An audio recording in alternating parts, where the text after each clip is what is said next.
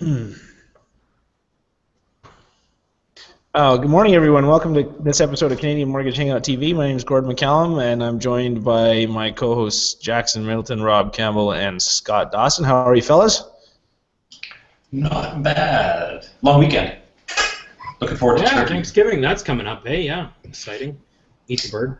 We should actually comment on some things that we're thankful for, and keeping with the theme of that. One thing I'm thankful for is our guest this week. We have Geoff Willis from Origin Mortgages joining us. Welcome to the show, Geoff. How are things?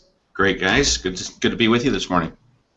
Glad to have you. And Geoff, you've got an interesting business. We were talking a little bit about it off air. Tell us a little bit about the 2 or 3 different ventures that you've got on the go. I know you've got a mortgage brokerage and some other things on the go. And tell us a little bit about your philosophy and how that applies to what you're trying to do in the industry. Well, all the businesses that we're in, Gord, are involved in the mortgage business. We run a mortgage brokerage called Origin, and we have about 50 sub-brokers and a staff of about 5 licensed mortgage associates. And the associates basically are what we would consider like a variable cost assistance service. So we're big believers that a competitive advantage for our advisors is to be client and referral source facing and not having to sit at their desks and worry about whether or not that lender's phoning the back or the appraisal reports come back and so forth. So we employ professional administrators and give them a system in order to manage them and to work with them to make sure our process works smoothly. And we believe that we deliver a better client experience as a result. So that's one business.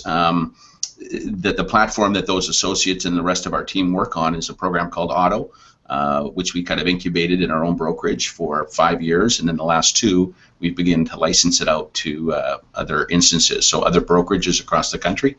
We've got people in Alberta and BC and Ontario, and regardless of their affiliation, we're quite happy to license the cloud computing system called Auto. And we're excited because we've just put in the last component, which is like a payroll management system into Auto, but we've also got a separate app to help people do payroll in an easy way. We've always heard gripes from broker owners that they're tired of deal record sheets and doing the same things over and over again in order to distribute money. So we've got an app coming out for that that isn't tied to Auto, so you can just have it separately. And as I said, we have about 700 users on Auto now across the country that use it as their go-to operating system. And Auto is spelled O-T-T-O, is that correct? Is there a special website for that if people want to go check it out?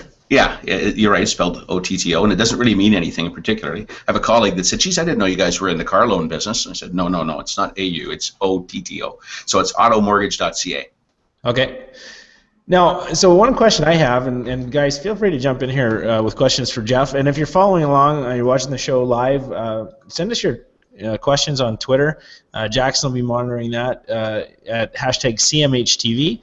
That's the best way to sort of engage with us, and feel free to ask Geoff questions. Let's put him on the spot and make him feel a little uncomfortable, because when you're a long-time vet of the industry, I'm sure that the mortgage business just comes naturally, and he's probably not challenged on a day-to-day basis. So let's make him work for it a little bit today. Make me squirm.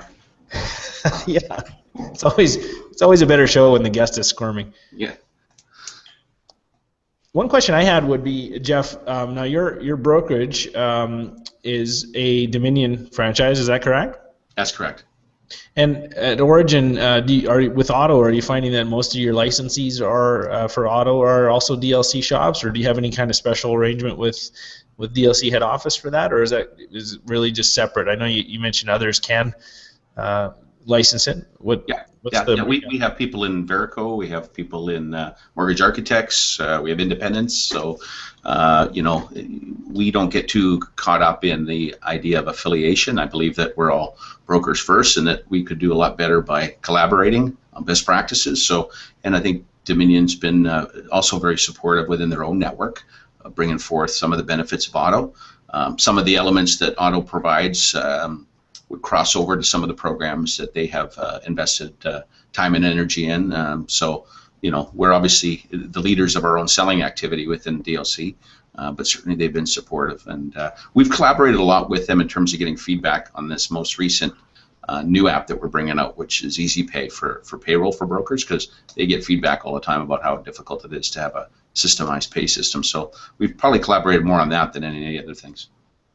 I got a question just on the Auto, and I mean, obviously it's kind of like a CRM. We've had other other people on the show. We had it was Philip from RevoDoc, and I guess the biggest issue, like we try these different systems, but in terms of auto, like in terms of I'm still looking for the right solution, right?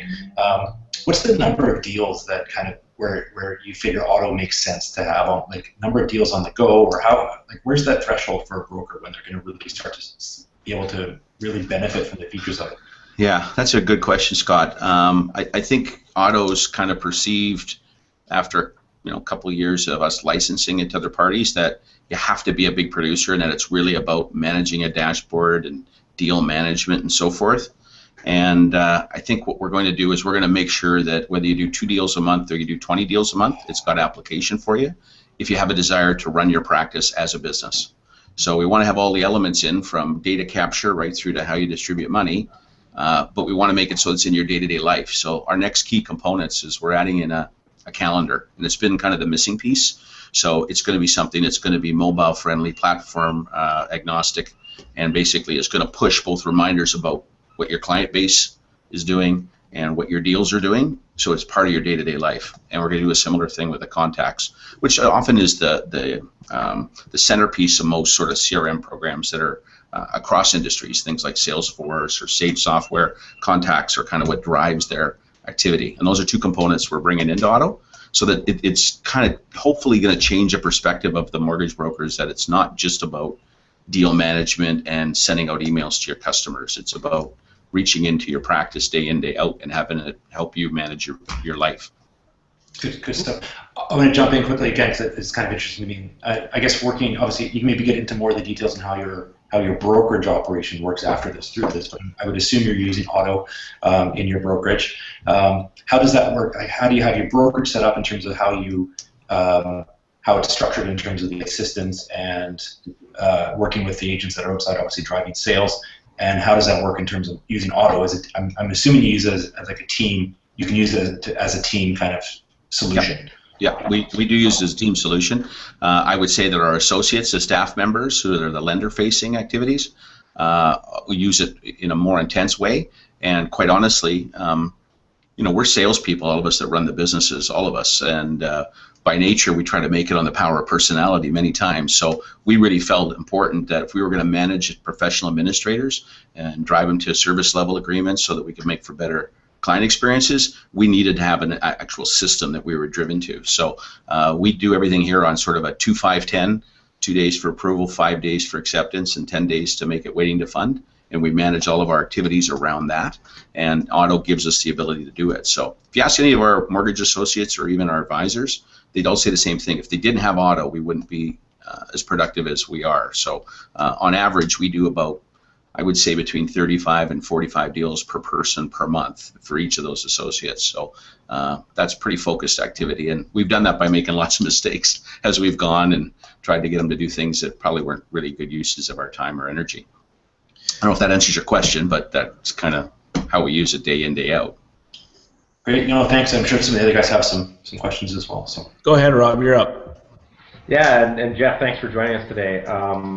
And we at the Mortgage Wellness Group, we actually use auto. Nick Lacrier has had auto in place for a couple of years now, and I'm just starting to use it as I'm new up here inside the brokerage. And I can tell you, as far as keeping eyeballs, it's a bit of a testimonial here. As far as keeping eyeballs on the data and the deal flow, not so much. Auto, make no mistake, auto is not something that you would use to send out birthday cards. It's not something you're going to send out renewal letters or whatnot. It is strictly deal flow. And what Geoff said, if you've got an associate doing 40 or 50 files in their queue, you can't have 40 or 50 literally file folders on your desk. And I found that transition very helpful. It's kind of hard to get into because I was that filing file cabinet bring forward system before, the old school. So there was a couple of bugs that you got to work out. But as far as at any given moment 200 or 300 deals in the pipe from beginning to end, you just can't. Your brain can't operate like that. You can't think. You're not the Rain Man. You can't think of all those deals. You have to have them in front of you, and it is actually a very good system. So yeah, just a bit of a testimonial there. And a question, Geoff. By the way, that costs you $40, Geoff. Okay. Mail it to Nick. Next time I'm in Barrie, I'll bring it by. Make it payable to me, but mail it to Nick. Send them a positive Google review. There you go. Yeah. 5 stars. The question about the calendar update. Any ETA on that, Geoff? Like if by the end of the year or in a year, what the calendar update to Auto? You said there was going to be some calendar integration there. Yeah, that's being worked on right now. So we just turned all our programmers' attention from a payroll, that payroll edition I talked to you about, to the calendar and to contacts. And as it happens, Nick, who got a lot of time for, is a big part of why it is we're bringing out this contacts for him, because he said, Geoff, we got a great system once deal becomes a deal, and I got an actual deal number for him. But he says, I'm still managing this filing cabinet in the corner with these names of leads, and I don't have a system to stay with them, and I want to have that integrated in what I do everything else wise with Auto once it becomes a real deal. So Nick's involved actually in a small work group and giving us input on what that contacts piece should represent, because we always find with these things is you kind of start something and then it grows to become something else, right? We started doing a conditions and document screen just so guys didn't have to have their own document server, and by the time we were finished, it became how we created client to-do lists, and it became how we did our emailing to lenders and how we tracked what we sent out and when. And that wasn't how we began, but that's what we ended up with. And that's the benefit of now having 700 users, is to get some pretty good input from the users. But the quick answer to the question you asked was how long? It's about 90 days. 90 days before we start beta. And we're going to be doing some webinars through Mortgage Brokers Get Serious, which is a Facebook page we're involved in, and through anybody who's got some interest who wants to let me know, and we'll include them in giving us some input of how these things are going to look, how they're going to integrate. Obviously, the calendar is going to integrate with Google. It's going to integrate with the Apple calendar, as well as the same thing going with the contacts. Geoff, a question I have for the less technologically savvy people, brokers out there, people who are intimidated by this sort of thing. What would you say to them to help them understand what the level of involvement they would have in a system like this? I mean, are they deploying their own servers? Are they doing any coding? Are there any integration snafus for them with Expert or their other systems? And maybe contrary to that, are there any integrations that they should get excited about? What would you say to somebody who's got questions on the technology side, on the IT side? Yeah. I think if you're going to make it in the technology business, it's got nothing to do with coding. It's got nothing to do with making it difficult. You got to do all the work before you even bring it to market to make it like really, really straightforward. And I think, as an industry, we've been kind of lulled into this idea that this free utility called Expert, which by the way isn't free, the lenders pay a lot, but we're the users, is all that you need. And the reality is it might have been in 1993, but it isn't in 2014. So I think what we have to do is we have to bring something out that looks like that in terms of the ability to use it being simple, but give you a whole bunch more. Meaning that just by doing what you do in your mortgage business, the system is going to help you run the business. And that's what we're striving to create with Auto. One of the hurdles I just want to mention, Gord, is what a lot of people don't know is that in Auto, we actually own our own data capture. So we create an actual application that can feed seamlessly into Expert and to MoreWeb. In every other industry in the world, it's what we call API functionality. Every other industry in the world, it's kind of considered free utility. It's the way people interact, so they don't have to do double data entry. In our industry, Filogix, at their preference, decides who to give that opportunity to. And in many cases, networks that you might choose to join are the ones that make the decision as to whether or not you can have it. Yeah, so those are some things that kind of get in the way of doing the right thing. I agree with you. This is maybe something that we need to talk about offline, but I would love to see our industry association, our national industry association, or even the provincial bodies get together and come up with an open data standard and push that standard and require that of technology providers in the industry. I don't know if that's something that's even possible, but it sure would get me excited. I think it would create a whole lot of innovation in our industry and allow entrepreneurs like yourself who are doing things now to do even more, and also create some more competition in that space. So, totally agree. Yeah. Now, Geoff, tell us a little bit more about this sorry, you mentioned there was another the payroll system that can run. Does it integrate with auto or not, or do you have the option of having it integrate with auto? And what's the driving force behind that decision to come out with a payroll system? I think really, we said, in terms of talking with other brokers across this country, what's a major pain point for you? And I tell you, even some brokers said to me, I kind of stay where I am. I think I'd like to run my own shop, but I wouldn't even know how to deal with the money once I start getting it directly. So we said, okay, this is kind of silly. This is one area of our business where people are consistently having to do deal record sheets and kind of follow the same process over and over and over again. And we said, there's a better way. So we decided to develop something, first in auto, because we used it as our all-in system. And for a while, we didn't do our payroll through it. And then we said, let's just not make it tied. Let's make it so that people who want to have it can. So we're basically making it just an application system that is driven on the web, that someone just pays a subscription for. And 3 steps from receiving the check or notice of deposit right to your broker's bank account using either EFT or check. And as I said, it rolls up into do a whole bunch more. Manages all your operating expenses and creates income statements for both each deal and for time frames for that brokerage. So it's pretty simple. It's industry specific, and it's like $99 a month. So it's like pretty cheap. So it's a no-brainer in that a lot of people will save on staff and bookkeeping expenses just by having this available to them. And I think they're going to have better financial metrics overall to run a better business. I want to ask about, and guys, feel free to jump in here. But one of the questions I have, and I'm a passionate believer that the sort of the standard broker business model needs to change, and I like hearing stories about other people doing that. What resistance have you run into with, if any, with the professional administrators, I think as you call them, and them being a variable cost for brokers? Have you run into situations where brokers that you're dealing with don't want to have somebody else handling their file, or felt like it's been less efficient, or they want to be more hands-on than that and don't like delegating? Have you run into any resistance there? And if so, how, what's the sales pitch? How do you position it for them to help them understand that yes, there's a cost to this, but the benefit is greater than that? Yeah, in early days, it was a requirement when we hired you. You had to go through this channel, and we felt it was really critical for us to get some critical mass to lenders and really demonstrate that this was a better way of doing business.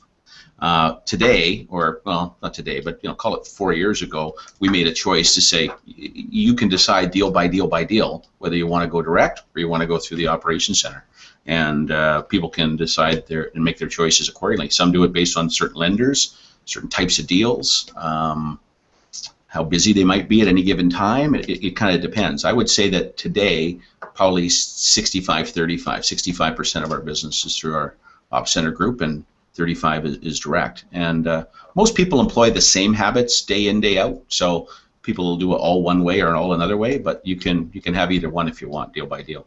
Are there fairly developed standards for for deals that are submitted through your operations center that the way they're meant to be handled, or and how does, I know your system probably tracks this, but do you find that you're able to meet most of the deadlines through that channel pretty well? Yeah, we have a minimum hurdle for documentation, so our associates don't pick up deals unless they have at least the property details and something to go on for income. So providing they've got kind of a minimum standard threshold, then they'll take a deal forward. And then we manage all the deals, as I said, by a service level agreement. So I can tell you what deals and what people take a longer time to get their commitment signed, which ones have a lot harder time getting their final conditions brought in, things of that nature. So when we try to manage it, usually with a carrot, not a stick. Like we have a CRM program that starts the moment you have your signed commitment come back. All our contests run based on rewarding people for getting signed commitments, because that's when we consider a deal to be a receivable, something that we've got client acceptance on. Okay. I'm going to jump in again. I find this interesting. I'll be I've contacted you in regards to auto, but I never filled out the paperwork because I got busy and I was lazy. I hate paperwork too, Scott. I'll be passing it in today. How does it work? How does auto, like with your system? How does that work in terms of keeping the brokers that are using the system? Does it keep them notified of conditions, or is that kind of something that's automatic in terms of team flow that way? Yeah, so the basis of auto is really a dashboard that has deal states, starting from a new deal queue into my deals, sent to lender, approved, accepted, waiting to fund. And all your funded deals stay in your database, and we can talk a little bit about how we manage that later. But on the right-hand side of that dashboard is all deal-specific reminders. So it looks forward based on when the deal first came in, to say here's some subject removal dates or things that you might need to do, and it gives you reminders around them, like ordering appraisals and so forth. But then it also takes a look at the deal based on the completion date and backs up reminders, so that you don't get that call near completion from the solicitor going, hey, where's my instructions? And you forgot you got an RSP statement still due to the lender, right? So it's kind of working both sides, back to front and front to back, and that's driven in the system. That's the management part, the deal management part of it, anyway. I'm sure. I mean, I'd be guessing a lot of agents that go through your office, they're probably a little bit maybe. Like I know how brokers work, everybody's different, but they're a little bit reluctant to let go of their deal, right? But I think probably what happens, and I work with some agents at my office here, and once they kind of get a taste of that service, it works out a lot better for people. Yeah, I think just we all embrace this notion that change sucks, and it just does. But I mean, once you kind of embrace the idea. You're going to be really good at something, and you're going to maybe let go of some things that make you mediocre at most. Yeah, it's very freeing. But you're right. The first couple of deals are very tough. Rob, you had a comment. Yeah, actually, Geoff pretty much nailed it on, hit it right on the head of the nail. Over my growth in this industry. I've gone from trying to be everything and everything to everybody, but as you get deeper into the industry, you quickly know that you're really good at some things and you're really bad at other things, and you need to just focus on what you're good at. And I'm really good at this with clients and making clients feel really nice and showing my really expensive smile to people, and I'm really bad at the back end stuff.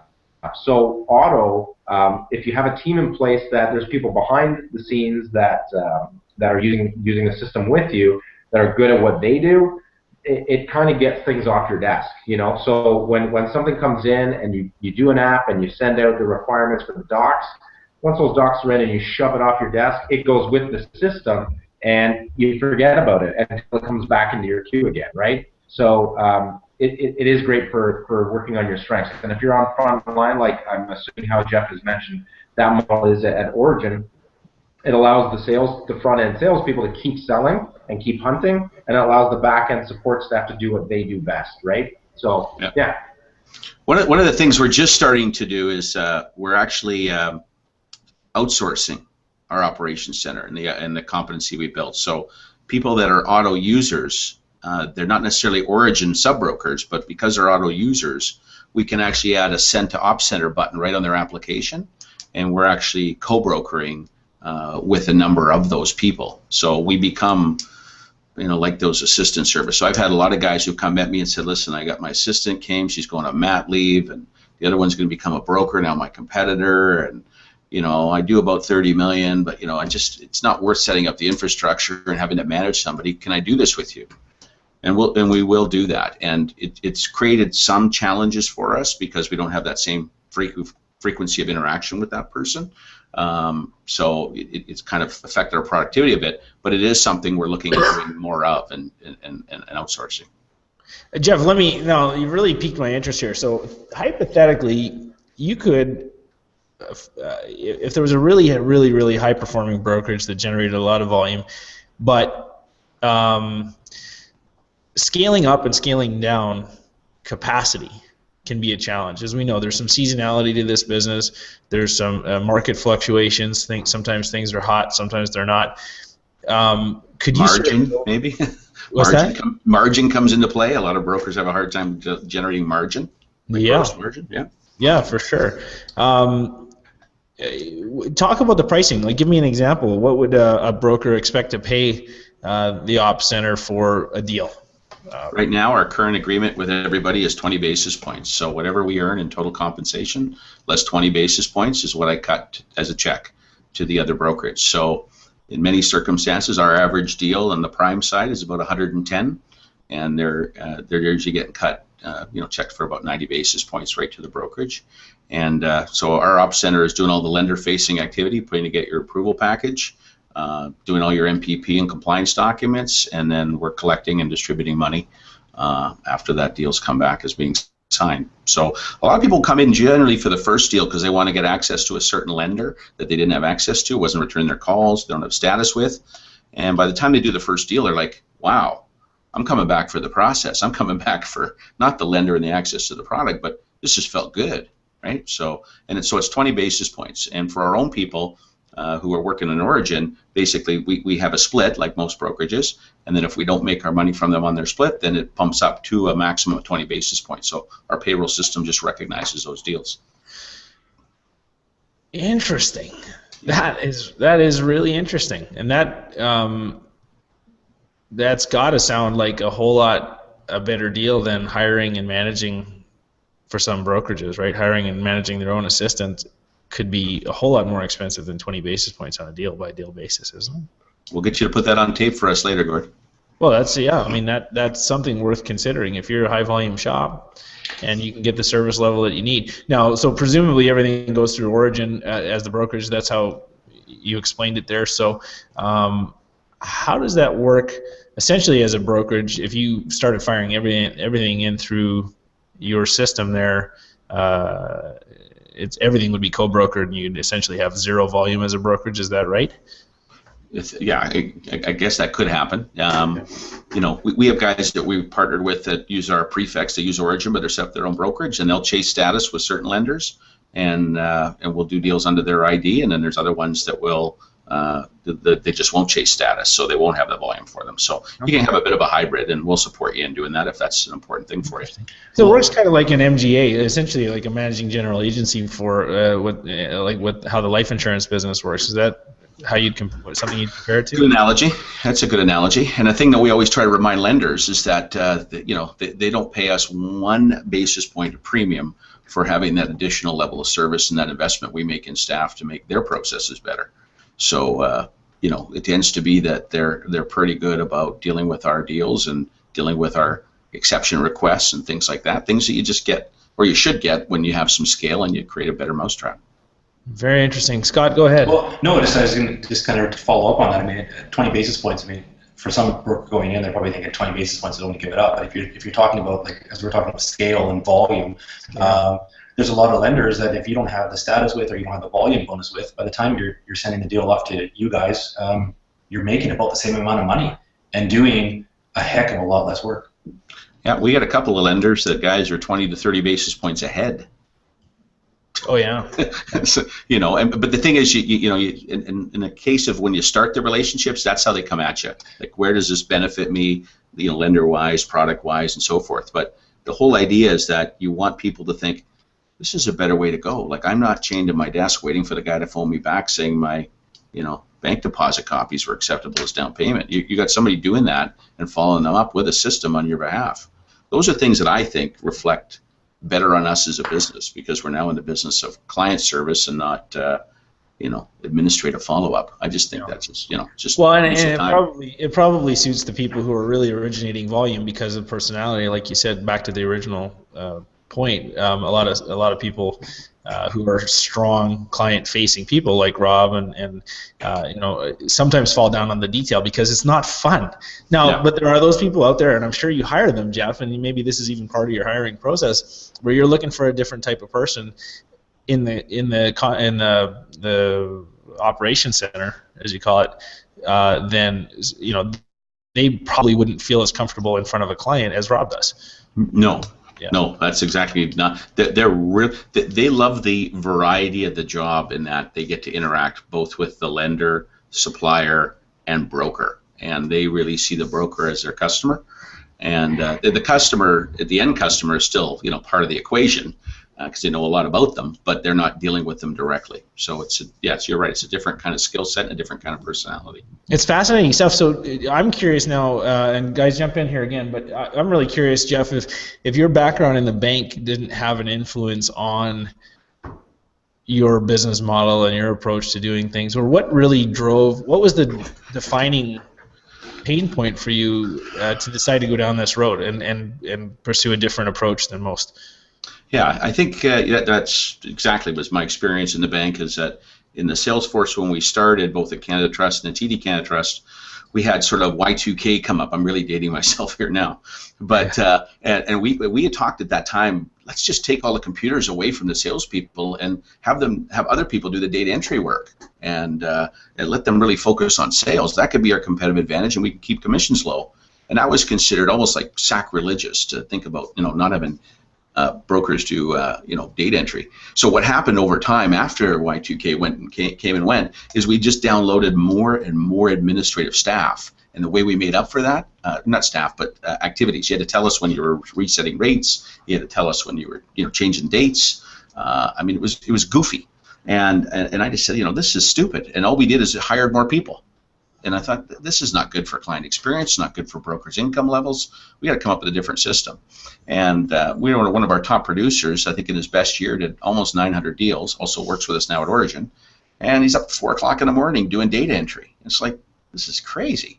So we said, we're going to develop a system where we're going to have it so that we're going to focus on the mortgage advice, building relationships with referral partners, and we're going to let the competitors continue to do all this admin task. And, luckily, a lot of people have been able to business because they can make $3 or $4 grand a deal, but they haven't figured out how to necessarily do more deals, and that's where we'd like to continue to focus our energy going forward. And we got some ideas on how to do that with consumers and get them feeling that even as brokers compared to other brokers, we're doing it better for them.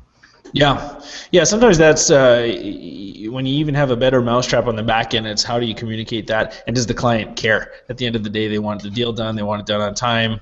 They want it accurately presented to them based on what they're looking for. So they don't see your pain generally. So if it's been really hard for you to get a deal done and you're 2 hours later than me, they don't know. So we need as brokers, I think, to do a better job of doing more than say, hey, trust me, I'm going to get you the best deal. And that's kind of our next iteration as a brokerage. Is we're going to make our clients much more part of the selection process, just like the internet does. And we got some ideas on that.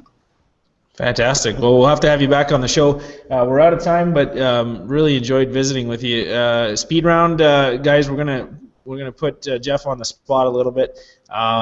Robbie, why don't you start us off? Thanks for coming on, Geoff. True or false? Your nickname is Babyface Willis. False. Damn. It is now. It is now. Jackson, go. Who has a nicer car, you or U3 Basada? I would have to say U3 definitely has a nicer car, but hopefully for not much longer.